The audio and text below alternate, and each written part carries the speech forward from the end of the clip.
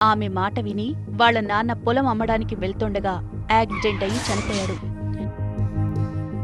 దాంతో ఒక్కసారిగా ఉలిక్కిపడి మెలకు వచ్చి పరిగెత్తుకుంటూ వాళ్ళ నాన్న దగ్గరికి వెళ్లి హత్తుకుని ఏడుస్తూ, నన్ను క్షమించు నాన్నా, కోపంలో నోటికొచ్చినట్లు తిట్టేశాను. పర్వాలేదులే అమ్మా, నువ్వేం కావాలని అనలేదుగా. ఏడవకు తల్లి, జరిగిందంతా మర్చిపోయి హాయిగా వెళ్ళి పడుకో అనన్నాడు. మరుసటి రోజు ఉదయం సోనీ ఆ కల గురించి ఆలోచిస్తూ దిగులుగా ఒక చెట్టు కింద కూర్చునుంది. అటుగా వెళ్తున్న ఒక తాత సోనీ వద్దకొచ్చి ఇలా అన్నాడు. ఏమైంది తల్లి, ఎందుకంత విచారంగా ఉన్నావు? సోనీ ఆ తాతకి జరిగిందంతా చెప్పింది. నువ్వు ఆ కళ గురించి దిగులు చెందకు తల్లి. ఇదిగో, నువ్వు ఈ శాంతాక్లాస్ బొమ్మను తీసుకో. శాంతాక్లాస్ బొమ్మని చూడగానే సోనీ చాలా సంతోషించింది.